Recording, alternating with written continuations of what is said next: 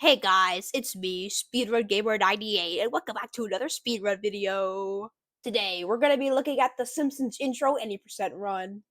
Acquired by Homer of Steel just a few months ago. This run is absolutely astonishing.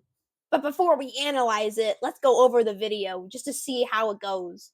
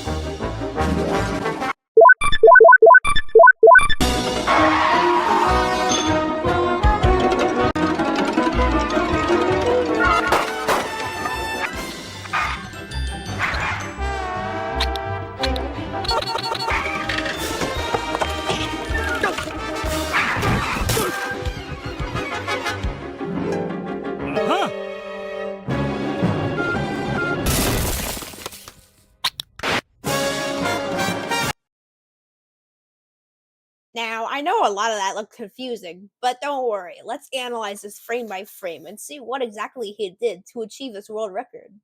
So, the run starts off like normal, but as soon as he gains access to the controls, he pause buffers, which, because of the high polygon count on the countless clouds, causes the game to run out of memory and jump forward a few seconds. Next, he performs a glitch called a double sprint, which, to put it simply, lets you move double the sprinting speed. This allows him to cut through the head faster and shave off about a second off the time. During this cutscene, he keeps holding the sprint key in order to reserve the double sprint for the next input, which allows him to draw on the board faster. Now, here's where the first real glitch comes in. Normally, you would have to go out the door around the front of the building, equip your skateboard, and then go. And because this window right here is technically considered a wall, you can't go through it to save any time. But a recently discovered glitch allows you to go through thin walls, such as windows, by going really fast, like by using the double sprint glitch we mentioned earlier. Pairing this with the fact that he equips his skateboard allows him to completely skip the door and go straight on outside to Barney. Now, you might be confused on why there's two parts here, and that's because this part is technically considered a cutscene. This is because that if you're not in the desired position for a cutscene, the game will hide your character and spawn a clone of you to act out the rest of the cutscene. But because he never touched the trigger box for hiding his character, it's still there. The same thing also happens here. Here, he does a double jump on top of Barney to gain extra jump height and propel himself several units in the air. He can't really do much in this first Homer Simpson segment besides mash the A button to quickly take the mask off his face. Here, he wiggles himself out of the cashier's hand in order to clip into the cash register thingy and fly into the bag at super speeds, triggering the next cutscene. Next, he does a double sprint glitch again to play the saxophone faster.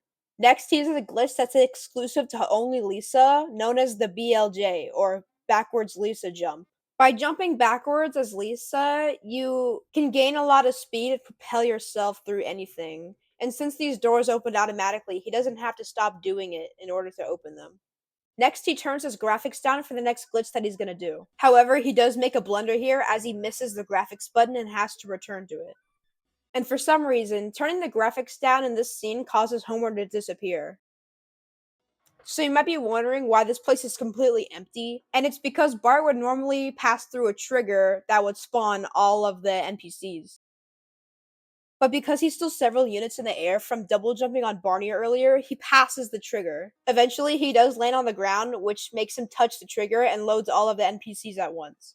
Keyword at once. This makes the game stress extremely hard from loading everything at once and causes the game to lag immensely. This is also why you see it revert to the high graphics setting, because the game itself reverts to a previous state, i.e., before they switched it to low graphics. Next, they do some basic double sprinting to drive the car faster, and it appears they got bored because they started honking the horn while they were waiting for the next scene to start.